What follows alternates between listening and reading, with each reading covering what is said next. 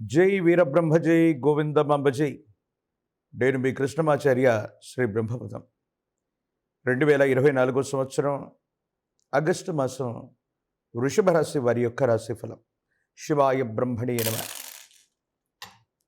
గోచారవశాత్తు వచ్చినటువంటి అంశాలను ప్రత్యేకించి ప్రశ్నాశాస్త్రాన్ని అనుసరించి వచ్చినటువంటి ఫలితాన్ని క్రోడీకరిస్తే కొన్ని విచిత్రవంతమైనటువంటి సందర్భాలు జీవన గమనంలో ఎప్పుడైతే మనం సాధిస్తూ ఉంటామో, ఉన్నతమైనటువంటి స్థితిగతులకు వెళుతూ ఉంటామో, కొంతమంది వ్యక్తుల యొక్క తీవ్రమైనటువంటి నరఘోష, నరదిష్టి, నరపీడలు మనల్ని పీడిస్తూ ఉంటాయి.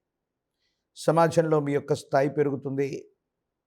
అత్యున్నతమైనటువంటి స్థితిగతులకు వెళ్ళగలిగినటువంటి ప్రయోజనాలు కూడా లాభిస్తూ ఉంటాయి. ఇదే సందర్భంలో ఎంతో కాలంగా ప్రత్యక్షంగా మిమ్మల్ని జయించలేనటువంటి శత్రువర్గం ఏదైతే ఉందో, మిమ్మల్ని ఇబ్బంది పెట్టడానికి ప్రయత్నాలను కొనసాగిస్తారు. అయినప్పటికీ కాలం, దైవం మనకు అనుకూలంగా ఉంటే ఎన్ని ప్రతిబంధకాలనైనా సులభంగా దాటవచ్చునన్నటువంటి అంశం మీ విషయంలో మరొక్కసారి నిజమవుతుంది. ఎవరు ఎన్ని ప్రతిబంధకాలని, ఇబ్బందుల్ని మీ ముందు అడ్డుపెట్టినా మీ లక్ష్యాన్ని చేరుకోకుండా మీరు ఉండలేకపోతుంటారు. మీ లక్ష్యాన్ని తప్పకుండా చేరుకునేటువంటి అవకాశం ఉంది. వ్యక్తిగతమైనటువంటి జాతకం, ప్రశ్నాశాస్త్రాన్ని అనుసరించి వచ్చినటువంటి ఫలితం, గోచారవశాత్తు ఉన్నటువంటి ఫలితాలు, ఇవన్నీ కలగలిపితే వృషభ రాశి వారి యొక్క జీవన గమనంలో అత్యంత అనుకూలవంతమైనటువంటి స్థితిగతులు ఉన్నాయి. యోగదాయకమైనటువంటి ఫలితాలు వచ్చేటువంటి అద్భుతమైనటువంటి మాసంగా ఈ మాసాన్ని మనం చెప్పచ్చు. ఆర్థికపరమైనటువంటి అంశాలు బాగున్నాయి. మీరు చేసేటువంటి ప్రయత్నాలు యోగదాయకమైనటువంటి ఫలితాలకు కారణమవుతాయి. వృత్తి, వ్యాపార సంబంధమైనటువంటి విషయాల్లో వ్యాపారాన్ని విస్తరించగలిగినటువంటి పరిస్థితి కూడా ఉంటుంది. ఏ ఒక్క వ్యక్తికి రుణగ్రస్తుడిగా ఉండకూడదన్నటువంటి ఆలోచన చేత కొన్ని పాత బకాయిల్ని తీర్చివేస్తారు. ఆర్థిక వ్యవస్థలు లేదా సంస్థలు లేదా కొత్త వ్యక్తుల నుండి మళ్ళీ రుణాన్ని తీసుకోవటమే కాదు, వ్యాపారాన్ని వృద్ధి చేయడానికి మీరు చేసేటువంటి ప్రయత్నాలు తప్పనిసరిగా సఫలీకృతమయ్యేటువంటి అవకాశం ఉంది. ప్రత్యేకించి దేశ కాలమాన పరిస్థితులతో సంబంధం లేకుండా ప్రతిబంధకాలు కలిగేటువంటి సమయంలో కూడా ఆ ప్రతిబంధకం కలిగేటువంటి ప్రతి సందర్భాన్ని, అంశాన్ని కూడా అనుకూలవంతంగా మార్చుకోగలిగినటువంటి కార్యదక్షత మీలో ఉంటుంది. భగవత్ సంబంధమైనటువంటి అనుకూలత ఉంది. యోగదాయకమైనటువంటి పరిస్థితులు రాబోతున్నాయి. ఆర్థికంగా ఉన్నతమైనటువంటి స్థితిగతుల్లోకి వెళ్ళగలిగినటువంటి ఒక అద్భుతమైనటువంటి అవకాశం మీ ముందు ఉంది. ఎంతో కాలంగా జీవిత లక్ష్యాన్ని చేరుకోలేకపోతున్నాం. జీవిత గమనం ఎటుపోతుందో అర్థం కాదు. మనకంటే చిన్నవాళ్ళు జీవన గమనంలో త్వరితగతిన స్థిరపడిపోతున్నారు. మనం మాత్రం ఇట్లాగే ఉండిపోతున్నాం అన్నటువంటి సంఘర్షణ ఏదైతే ఉందో, భగవంతుడు, కాలం కలగలసి దైవం మానుష రూపేణ అంటూ ఒక మిత్రుడు లేదా వ్యక్తి యొక్క రూపంలో ఒక విశేషవంతమైనటువంటి అవకాశాన్ని మీకు ఇవ్వబోతున్నాయి. ఈ అవకాశాన్ని సద్వినియోగం చేసుకోగలిగితే మాత్రం జీవన గమనంలో ఆర్థికపరమైనటువంటి అంశాల్లో ఇక వృషభ రాశి వారికి తిరుగు ఉండేటువంటి అవకాశమే లేదు.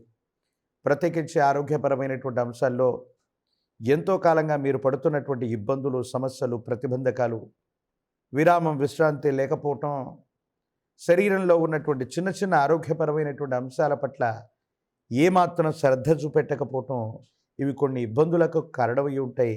కానీ సమీపమైనటువంటి భవిష్యత్తులో ఆరోగ్యపరమైనటువంటి స్థితిగతుల్లో కూడా ఎటువంటి ఇబ్బందులు కలగకుండా ఉండడానికి మీరు చేసేటువంటి ప్రయత్నాలు సఫలీకృతమవుతాయి. యోగదాయకమైనటువంటి ఫలితాలకు కారణమవుతాయి.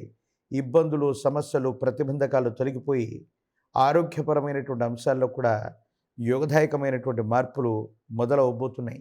ప్రత్యేకించి నిద్ర, మీరు తీసుకునేటువంటి ఆహారం, మీరు చేసేటువంటి ప్రయాణం, వీటన్నిటినీ కూడా సమన్వయం చేసుకుంటూ ముందుకు వెళ్ళాలన్నటువంటి ఆలోచన చేత సరైనటువంటి వైద్యున్నో, సరైనటువంటి పోషకాహార నిపుణున్నో, న్యూట్రిషియన్నో, వారికి సంబంధించినటువంటి సలహాల ప్రకారంగా ఆరోగ్యాన్ని కూడా జాగ్రత్తగా చూసుకునేటువంటి అవకాశం ఉంది.